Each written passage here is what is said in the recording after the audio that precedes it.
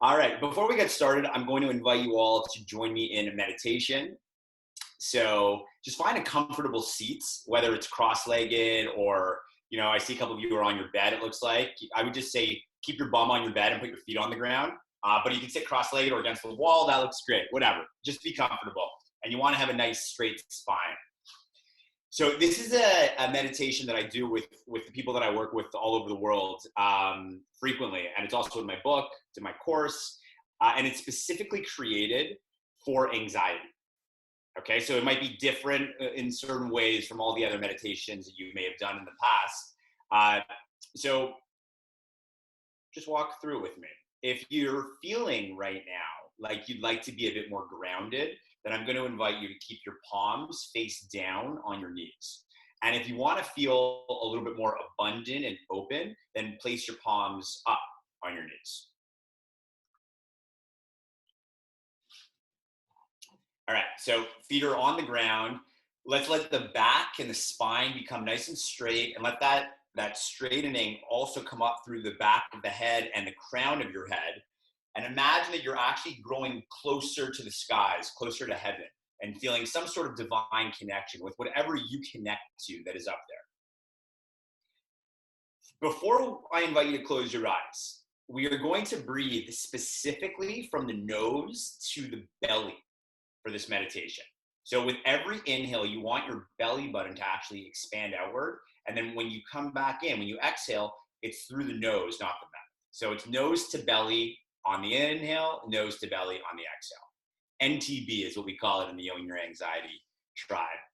All right, so now we can close our eyes. We're gonna do one exhale through the mouth. And this is just to symbolize letting go of anything that is not serving you right now. So as you take your inhale, just start to think about anything that might be not serving you. And as you exhale through your mouth, make it an audible exhale and imagine watching whatever's not serving you literally leave your body through your mouth.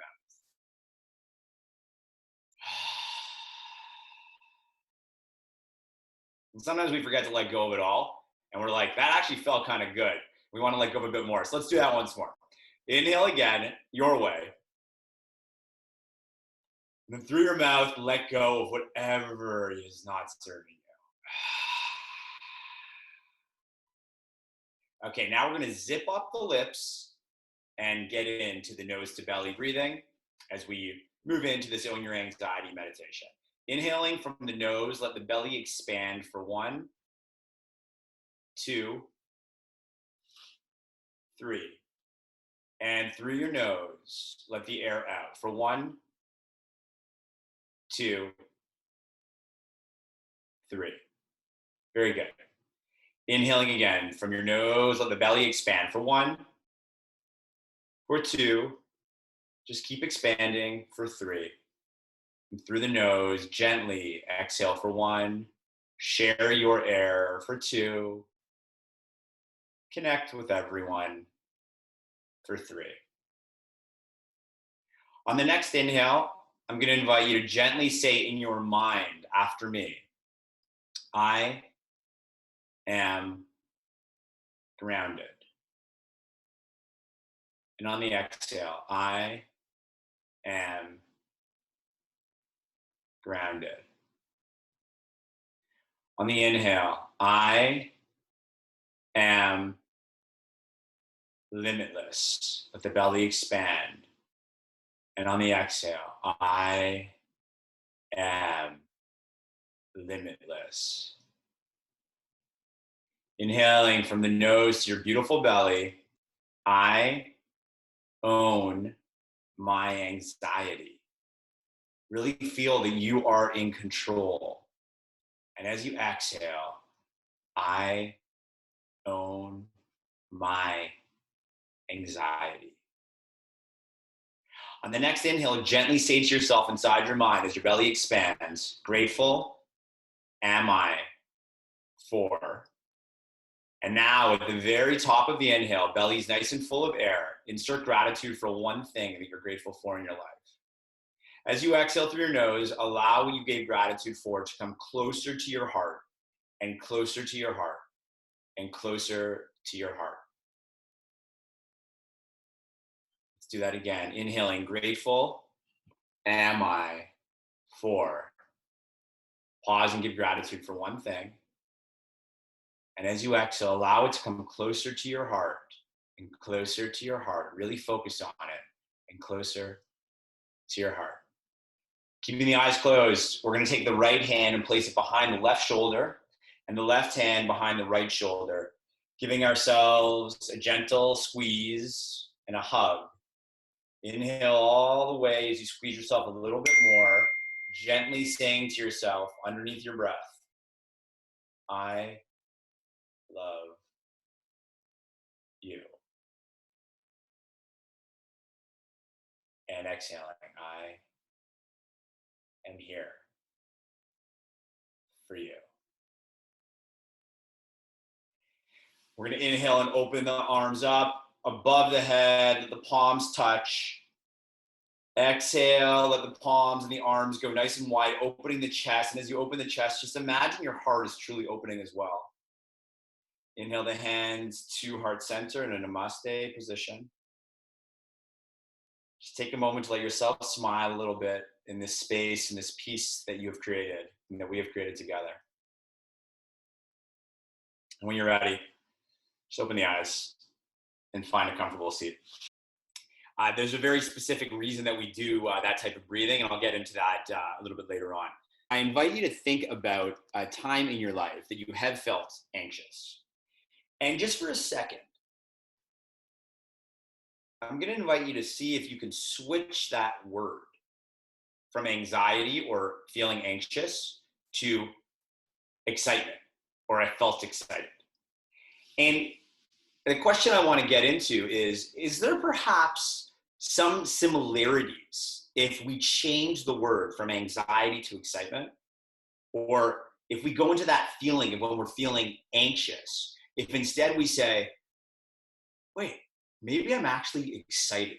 So go work with me on this. If you change that word, can you see how the physical experience is actually quite similar, but the mind's interpretation of the experience now looks at it from a place of fun, hope, abundance versus fear and scarcity. It's really incredible how when we use different words to describe physical sensations that we have, the experience and the meaning associated to that exact thing also changes. I call my book and my work Own Your Anxiety. I'm just gonna turn my light on because it just got dark all of a sudden over here. I call it Own Your Anxiety because I really believe that just like changing the word from excitement to anxiety, we can change our relationship with our anxiety by saying things to ourselves like, I'm going to own my anxiety, not I'm going to try to cope with my anxiety, or I'm going to try to survive with my anxiety, or I'm going to try to reduce it, or I'm a victim because of anxiety. And because all the people in our lives, God bless them for caring about us, when we tell someone that we're anxious, generally people aren't like, good fucking job, that's awesome. Instead they say, oh, I'm so sorry to hear that. It must be really hard. Yeah, you know, I know a great psychiatrist or great psychologist, or, you know, you should try this pill. It's been doing wonders for me.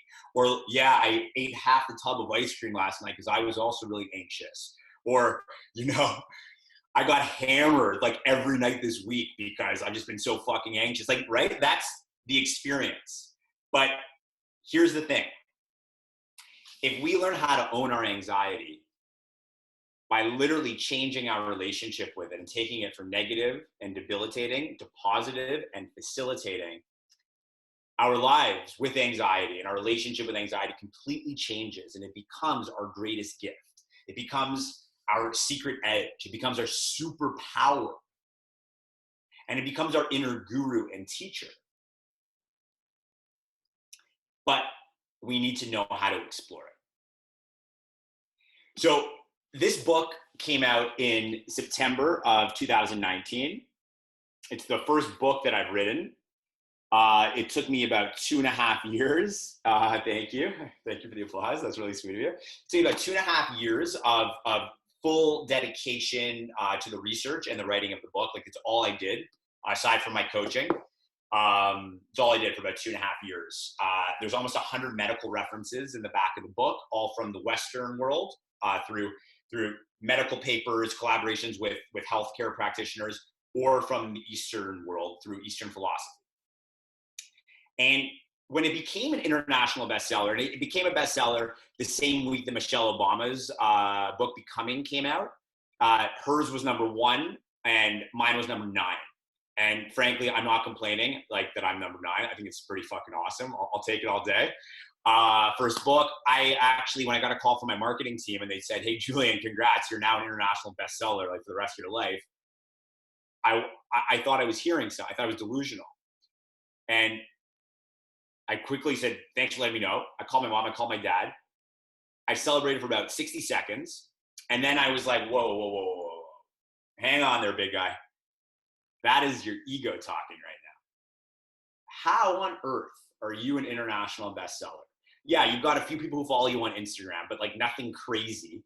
You're not a celebrity. You're not like a known personality. How on earth could you, as a first-time author, just put your book out and it becomes a bestseller, #9, like, and Michelle Obama's #1? It doesn't make any sense. And that's when I reconnected to the purpose that I have for writing this book and for doing this work, which is that there's an anxiety epidemic. And long before the corona pandemic, there was an anxiety epidemic. 1 in 4 Americans, 1 in 4 Canadians, I'm Canadian, I'll go with Canadian first. 1 in 4 Canadians will suffer from anxiety in their lifetime. And 18% of the US population, that's about 40 million Americans, have said that they suffer from anxiety. And I mean, that's before this crazy time that we're in now. Obviously, that number is way higher. And with these types of numbers, they're always higher because, like with anxiety, I think a lot of people are too anxious to go and be a part of any kind of data or consensus. They're not rushing out to be like, yeah, I am anxious. They're too anxious to go do that. So there's a lot of people suffering from anxiety.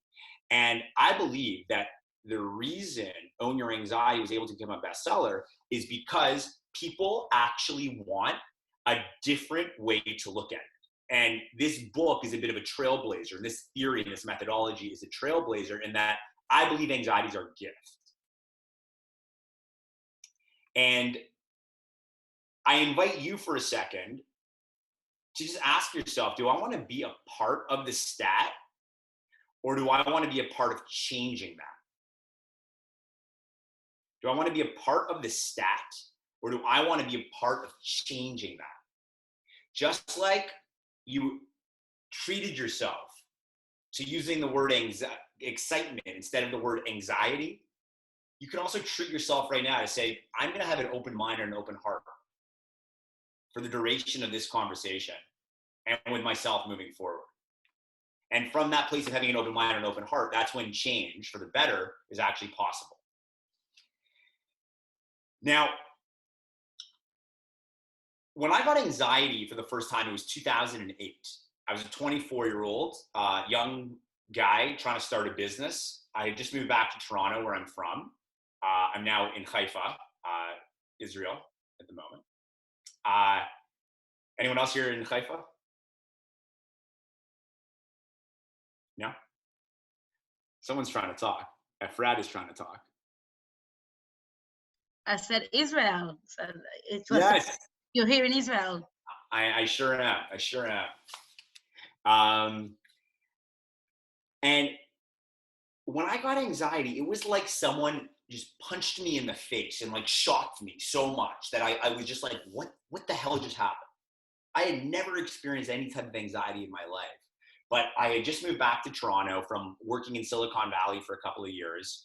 I had a great job. It was very safe. And I felt, like there was nothing to worry about at all in terms of my future. And I decided to take a shot at starting my own business. And I moved back and quickly, because I became so afraid of the unknown, and anxiety generally stems from fear of the unknown. I got anxiety. And my anxiety was such that I didn't feel I could actually talk about it. I felt like if I want to be taken seriously as a young entrepreneur, I already have youth against me in terms of being taken seriously by big decision makers. I have to act like I have all my shit together and I am just totally perfect in every aspect.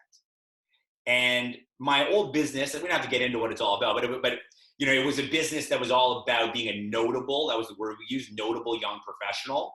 And to be the founder of a website, an online business that is about being a notable young professional, you can't show up, I thought, saying, well, I'm actually the most anxious CEO ever, and I'm having trouble sleeping at night, and I'm self-medicating with all the wrong things at the moment. Do you want to be my new client? I just didn't think that was going to help. So instead, I suffered silently, and I never spoke about it. And to make matters worse, I had zero money to my name.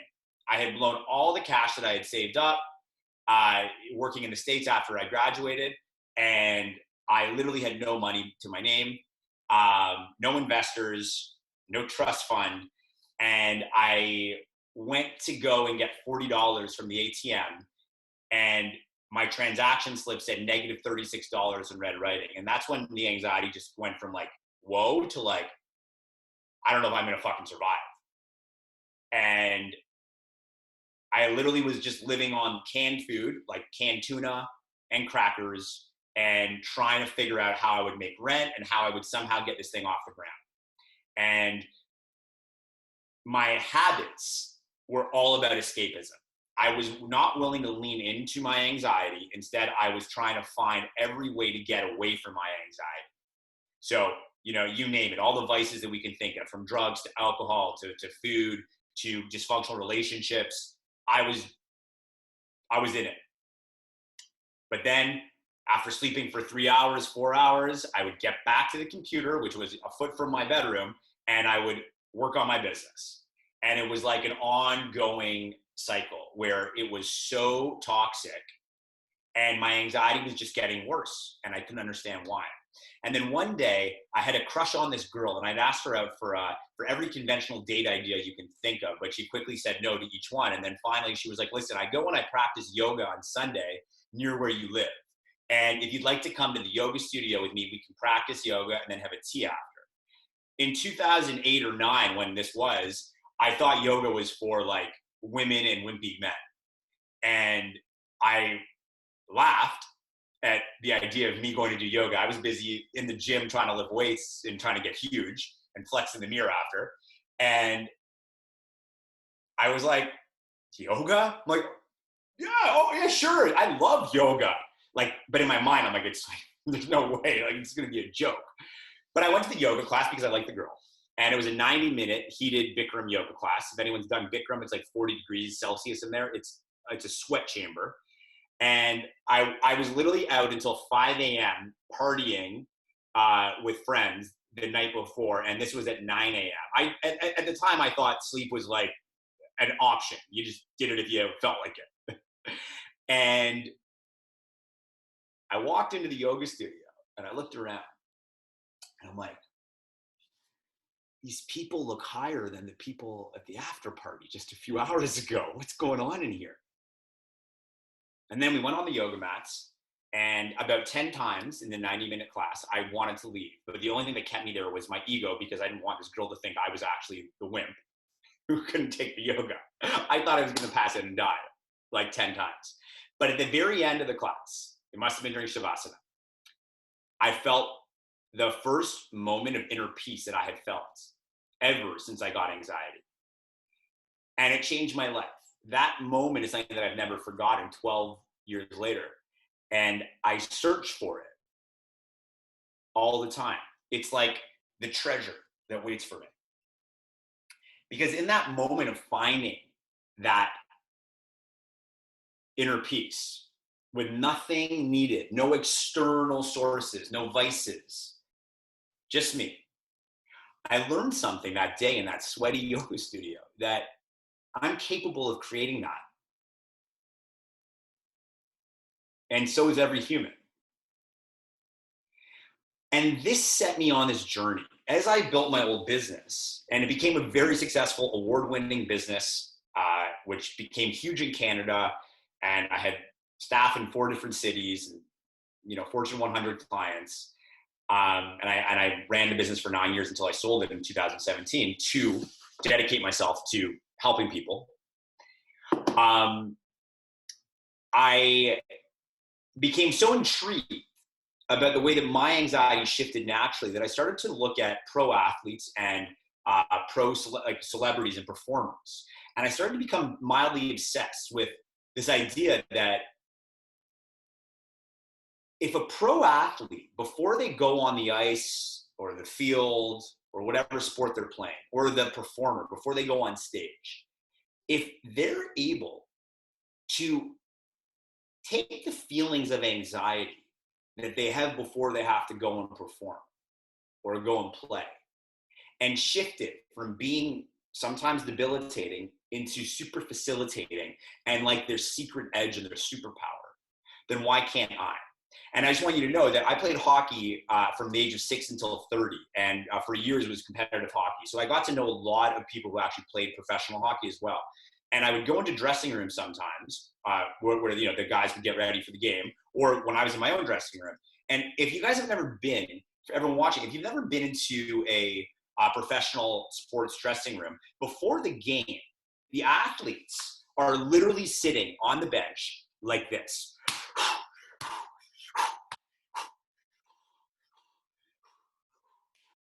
Yeah, okay. This is what they do.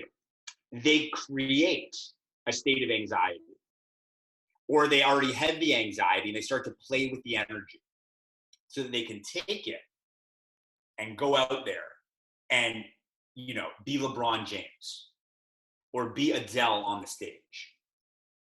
And they shift that anxiety. And I thought to myself, well, if they can all do it, and if I had that moment in the yoga studio, then if I learn more about how this all works from a natural perspective, then why can't I start to operate like an athlete or performer on the shit that I care about, which at the time was my business. That was my biggest priority back then. So I started to literally realize that everything that I put into my mind, my body, and my soul is affecting the experience that I have with anxiety and my life in general, my happiness and my concentration and my focus. So I started to become really obsessed with what am I putting into my mind, my body, and my soul. And the more I did the work, the more I learned that my anxiety is actually my gift. It's just been trying to tell me something, and I haven't been willing to listen. It's my life alarm. It's my life detector. But instead of actually saying, what's the source of the fire and the smoke, I've just been taking the batteries out when it makes noise. Everyone here know who Adele is, the musician? Amazing voice, incredible performer, absolutely amazing. You may not know that Adele has debilitating anxiety. And not once, but twice, while on stage, she actually vomited on her fans. Her anxiety got so severe that she literally threw up on her fans. When I learned this, instead of being like, oh man, we're all fucked if we have anxiety, I said to myself, how many times has Adele performed? Think about it. Before she even became famous, she was probably performing at like bars and clubs, and like that's how people come up in the music business. And then now, next thing you know, she's like doing Grammy shows. So if 2 out of 10,000 performances, let's say, give or take, 2 times her anxiety got the best of her, that's a pretty good stat that I'm willing to say she knows how to own her anxiety. So if Adele can do it, why can't we? The human body, the human mind, the soul, it's all the same. We just look a little bit different, but our DNA is almost exactly the same from person to person.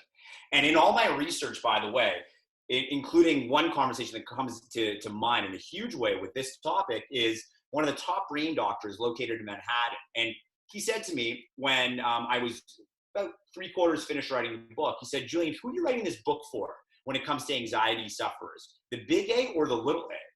And I looked at this doctor, I go, doctor, I'm sorry, I've never heard this expression before in my life, big A, little A. He goes, yeah, well, let me tell you. The big A is only about 10% of anxiety sufferers. These are the people that we in the medical world say really do need to be on medication and really do need to be under the intervention and the guidance of a doctor.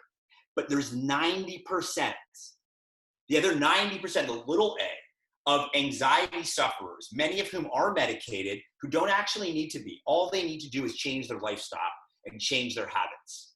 Who are you writing your book for, the big A or the little a? And I said, well, I'm not a doctor, so I'm writing it for the little a. He goes, okay, perfect. So I write this book for the 90%, okay? And my work is for the 90%.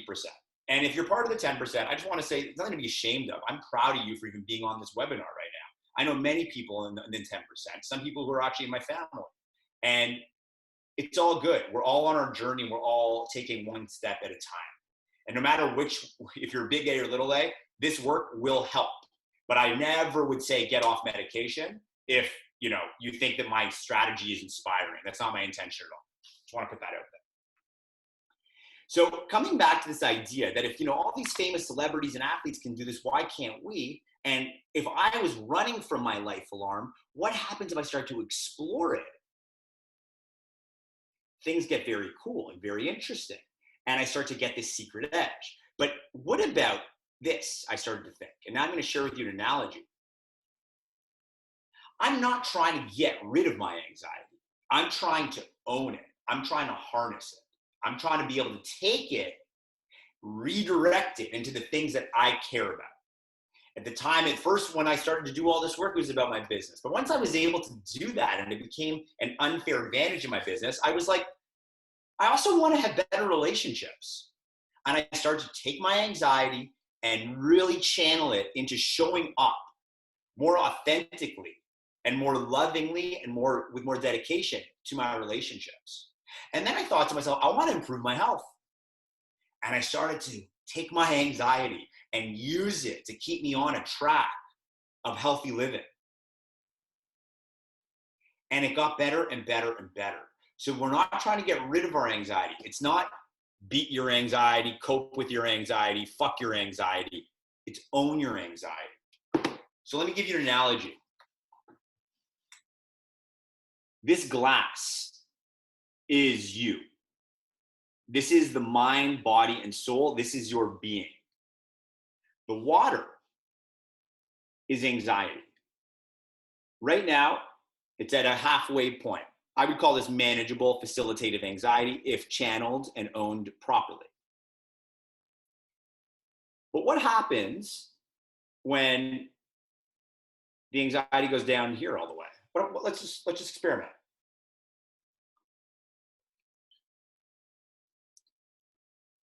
Okay, so now we have no anxiety, which means we have virtually no drive to go and accomplish something. We don't want to get off the couch or out of bed.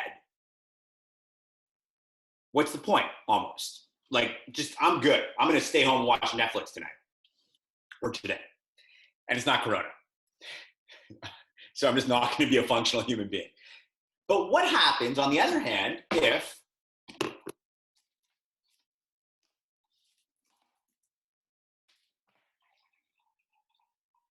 I'm not taking care of my anxiety?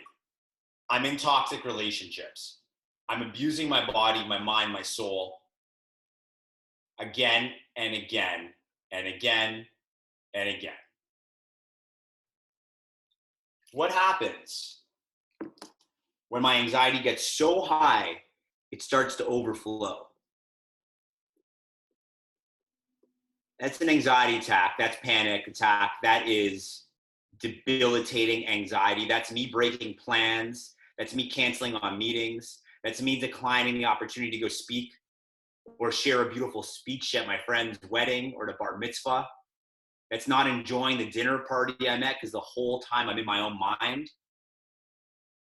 But with the tools, my friends,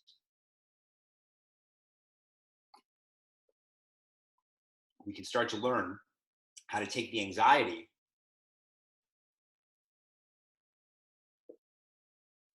to a nice manageable place and then direct it into the things that we want most out of life. You see, anxiety is generally coming from one of two groups. One is totally physical, and it's very easy to actually pinpoint the origin of the anxiety because it's physical. It's like this or that. It's black, it's white. It's right, it's wrong.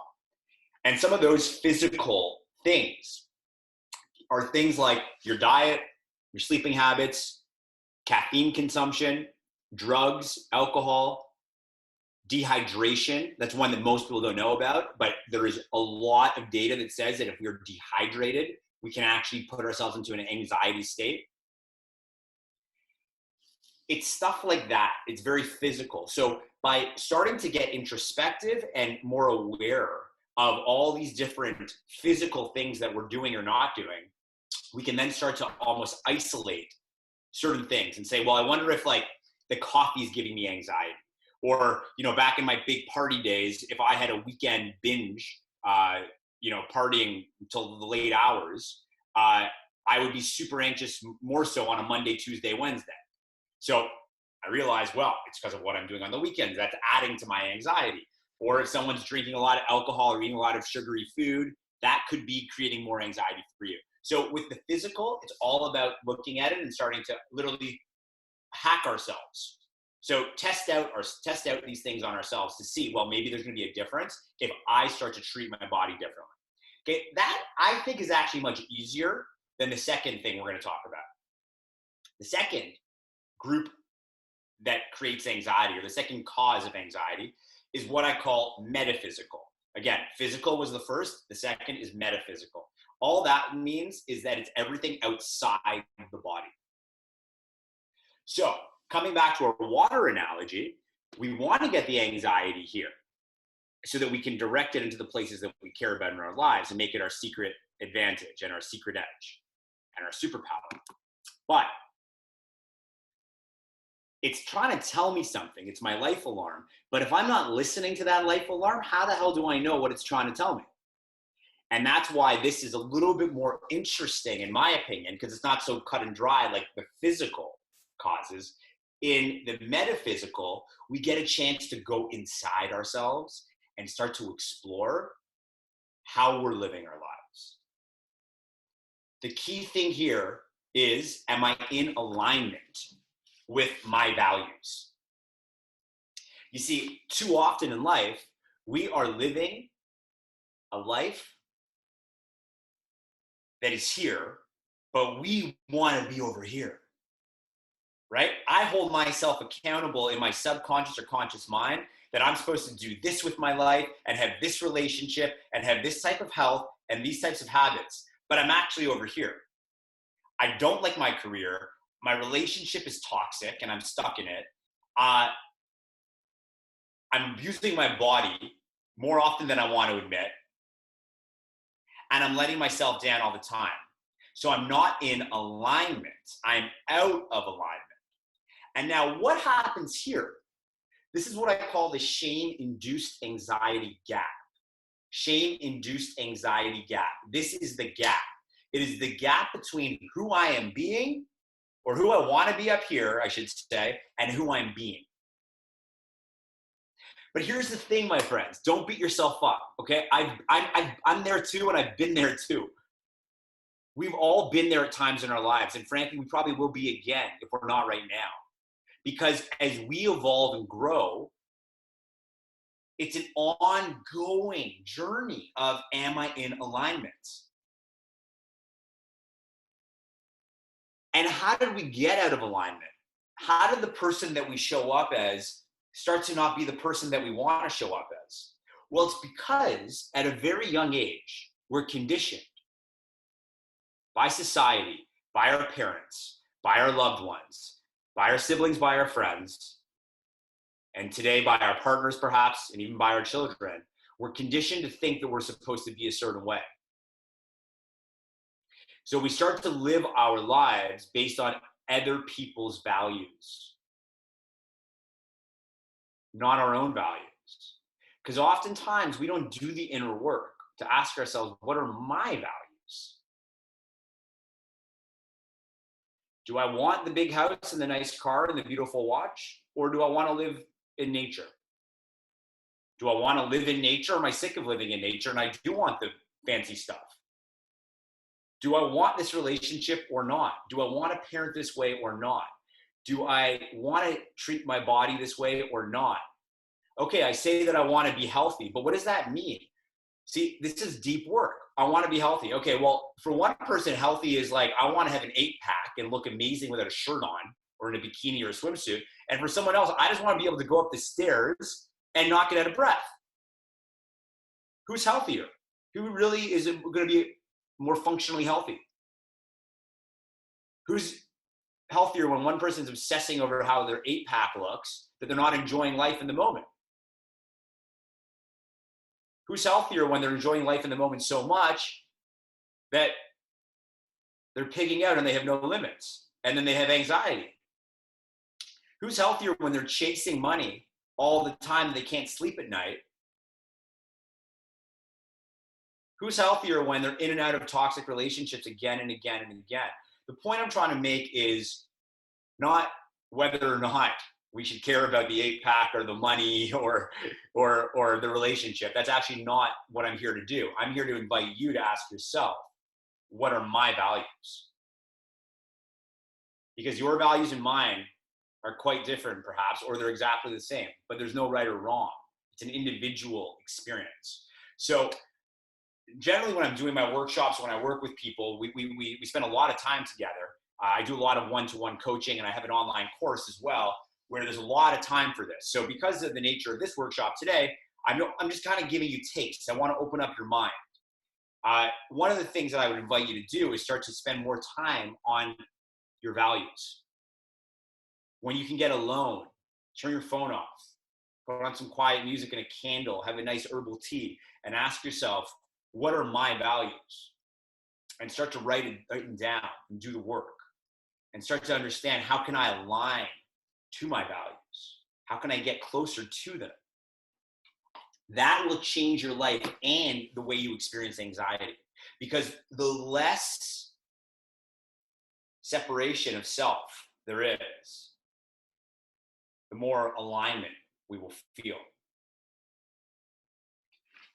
Julian, I don't want to cut you off. I'm just looking at the time, and I'm just wondering if everyone, and I want to leave a little bit of time for Q&A. I'm so with you. I was actually about to go there. So we're on the same page. Yeah. So right before we open up the Q&A, I want to leave you with this idea, okay? So in this book, there are 99 tools. Each one is 1 to 3 pages, and it's broken up into 3 sections. Own your body, own your mind, own your soul. So there's literally 99 brief tools between the body, mind, and soul. And my intention with why I wrote it this way is that in my journey of learning how to own my anxiety, thankfully my business became successful eventually. And that allowed me a ton of time and a ton of disposable income that I was able to go and learn from healers and gurus and teachers all around the world. And then I was able to start becoming one myself through all sorts of training. But when I almost had an anxiety attack years later, trying to catch a flight in LA, and thankfully I knew the tools. So in 60 seconds while on that airplane, I brought myself right back down, and I was cool. I thought to myself, if I hadn't had the luxury to do this training, I would have had an anxiety attack on this airplane, and it would have been a terrible experience that would have probably affected my entire week. It's not fair that these tools aren't more accessible to humans. So I wrote it in such a way where it's so accessible. And the intention is that by learning the tools, it's like you have this invisible life jacket that you carry with you at all times. And whenever the waves of life get a little bit more serious and a little bit bigger, you put your life jacket on and you use the tools that you can use at a certain time in a certain place based on where you are.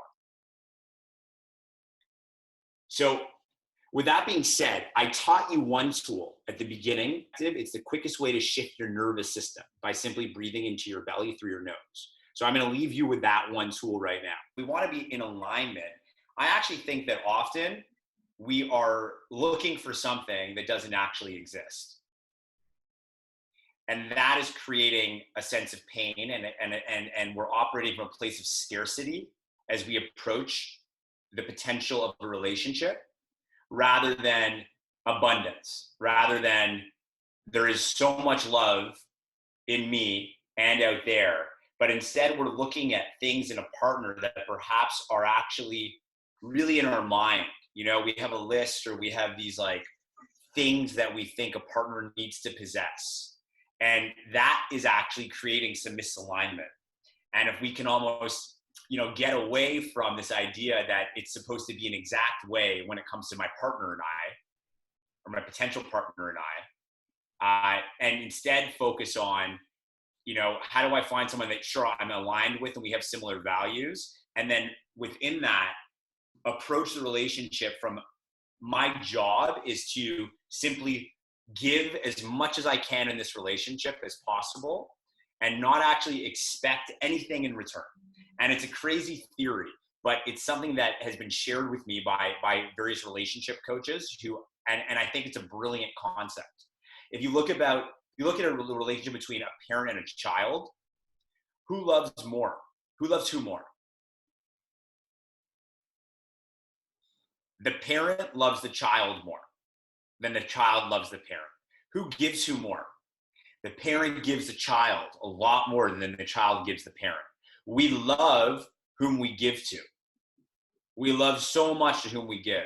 And I think that if we can approach the idea of a relationship or the actual relationship that we're already in from a place more of giving and giving and giving, then I believe that the anxiety around the relationship can also shift and can go away. And instead we get more aligned on what's my role as a partner.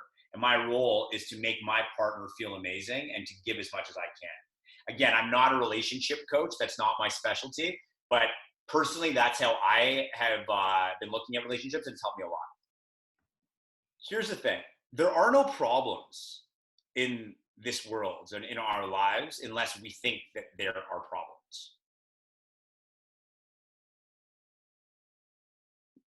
Does that make sense?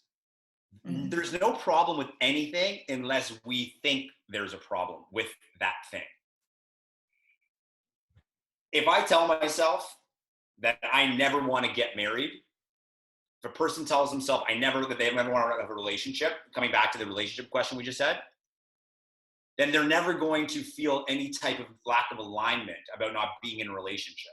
In fact, they'll feel like they're not aligned if they're in a relationship. If somebody has anxiety and they feel totally fine with that anxiety and it's not getting in the way of anything, then have a great life with your anxiety. Enjoy it. Enjoy all that extra energy. Enjoy, you know, that the boundless energy that was given to you for free. It's like your 10th cup of coffee without the jitters. Enjoy it. Ride the wave. But if somebody finds that feeling of the elephant in their chest, or the negative self-talk, or the panic, or whatever it is getting in the way, then it's time to look at it. Most practitioners will say that anxiety is not an issue unless it is creating some type of debilitation in your life. When I check in every day on my anxiety, which I do, and sometimes it's more than once a day, often it is, it's a constant conversation that I'm having, checking in, saying to myself, why is my heart feeling a bit different right now? Why do I have those butterflies right now? Why is my mouth a bit drier right now than before? Why is my mind not slowing down right now? What's the thing? And each time it's that life alarm concept, right? And instead of just taking the batteries out with a couple glasses of wine, I choose instead to look at the anxiety. And in fact, the wine thing is actually a real example. I love to drink some wine. I love scotch also. But if I'm feeling anxious, then in that moment where I was like, you know, going to go have a drink, let's say, I actually will say, no, I'm not having the drink right now because I want to explore this without any filters. And when I see it, it might just be 5 minutes, then I'll have my drink. If I want the drink, you feel me? Because I've done that work, I can go inside. So in terms of feeling like, you know, you ask, is it a problem? It's not a problem unless you think it's a problem. And if you think it's a problem, then I want to invite you to love yourself a little bit more as you explore. We have to love ourselves as we explore this journey, because it's from a place of self-love and self-acceptance that we can actually start to really become our inner guru and our own teacher, right? Not from a place of like, oh, my ego's hurt, I'm ashamed, I'm embarrassed, whatever. But if we go through it with love, it changes the entire experience of the thing that we're trying to figure out. I also want to just tell you that I think that to a degree, anxiety is a bit addictive. Okay. And the human mind has been conditioned to always be in a state of survival because of the way we lived, you know, thousands and thousands of years ago, when our ancestors were out there in the wilderness just trying to stay alive with all these, you know, natural elements and you know, tigers and bears and lions and enemy tribes with bows and, you know, spears. We were always in a constant state of how do I stay alive, survival mode. And if you watch things in your life, how they play out, if you watch how when you've got one like issue that you really got to figure out, watch what happens when you figure it out. How long does it take for you to find the next thing to start to worry about? It's like tack, tack, tack, tack, tack. Okay, finally I figured that out. Whew, okay, I'm free. The next day there's a new thing that we're freaking worried about. And now we're thinking about all the time. The mind is constantly doing that. And I believe we're a bit addicted to it. And if we want to break that addictive pattern, we have to actually become aware of the addiction and almost laugh at it with love. I sometimes will say to myself, okay, Julian, you're literally looking for things to freaking worry about, aren't you? You're just looking at things right now to worry about. And then watch, sometimes when we worry about them up here, we feel them right here. So if we can try to stop that being addicted to our feeling behavior, then sometimes things can change. I also want to just suggest and invite you to try something. This goes for everybody. There was a time in my life where I was so hooked on my yoga practice every morning that if I didn't do it, I would not have as nice a day. I would not have as peaceful of a morning. I would not be as open. I would not be as loving. I would be much more agitated and much more anxious. And I caught myself and I realized I'm actually addicted now to yoga.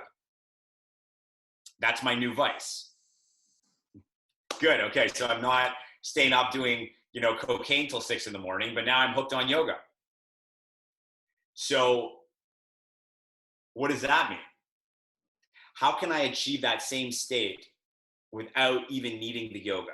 And that is the truest path of spirituality.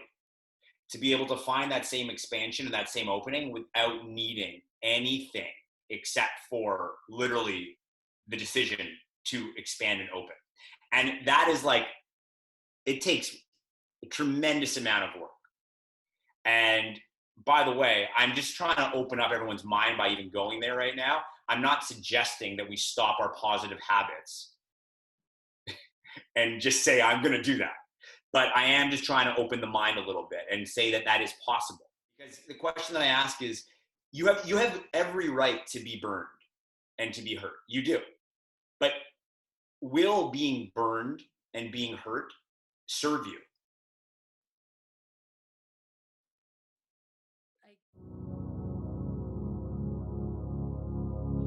I send something out called the Life Letter every single day, and it's a very brief inspirational idea that is just meant to like put more positivity in our lives. I invite you to subscribe to it. It's totally free. JulianBrass.com/subscribe to get on that. There's thousands of people around the world who get it, and they just love that little piece of daily inspiration.